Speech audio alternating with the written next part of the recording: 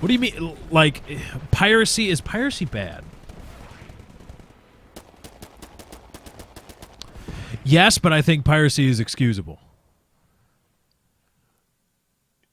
In a vacuum, getting access to something that isn't yours, that you know you shouldn't have access to. I'm assuming you're talking about digital piracy, or are you talking about yar matey piracy? I see that boat and I want its booty. I don't think you mean that kind of piracy. Unless you do. Unless you're talking about Somali pirates, in which case, fuck them. Which is they're gaining access to things that they shouldn't have access to. But I'm assuming you mean digital piracy.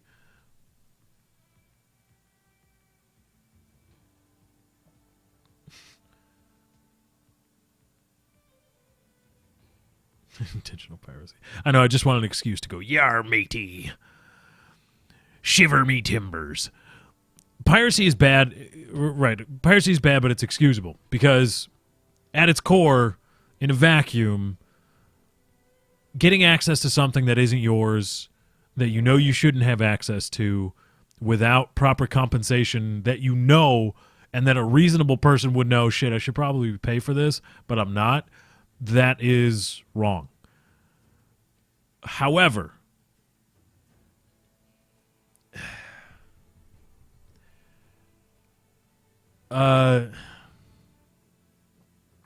shit's really expensive. Like, really expensive. And people have corporations that own copyright over media have that copyright for a long time. A long time. And it's very pervasive. They own it everywhere. And if they had their way, there would be uses of copyright, just normal uses of copyrighted material that would be wrong and would not be allowed and would be punished by the courts and fuck, even in jail. And I'm totally against the federal government enforcing criminal copyright infringement. But things are really expensive, and I understand that piracy is probably more of an issue of availability and pricing than it is people just being scumbags and wanting to get shit for free. Because if I understand the studies correctly, studies have shown that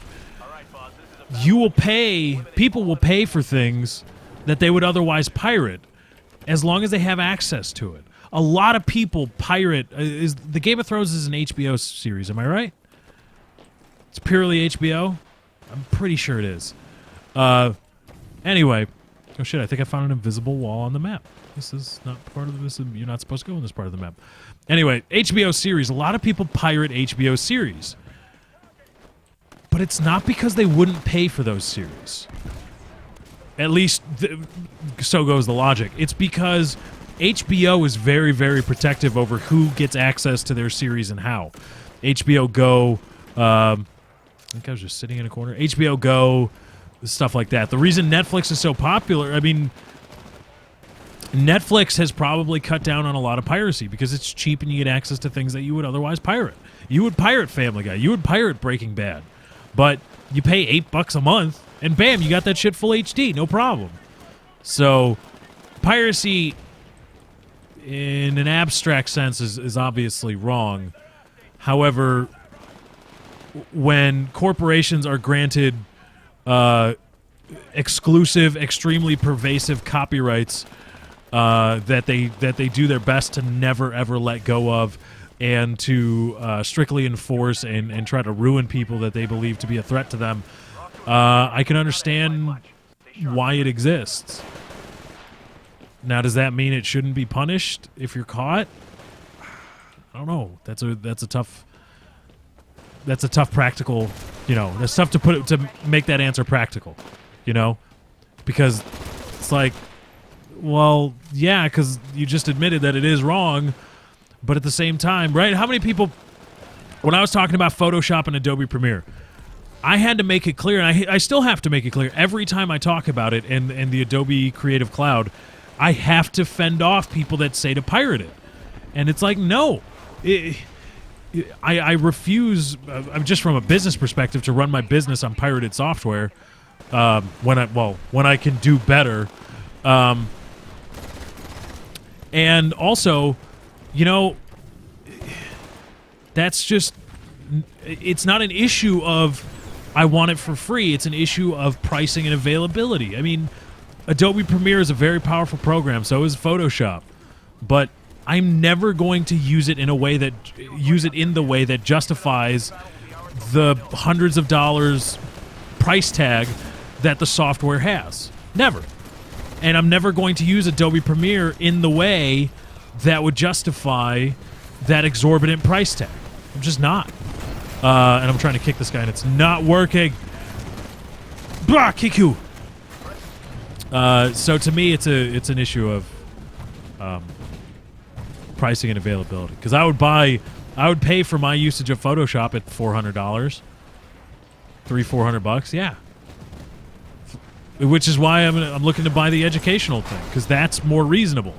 Adobe has the editing world, the media editing world, or excuse me, the private media editing world by the short hairs, and they're gonna fuck you for every cent you've got, and they're gonna charge whatever they want because it's their program. There's nothing like it, nothing else really like it. I mean, GIMP, yeah, but GIMP isn't as powerful as Photoshop, and it's certainly not as user friendly.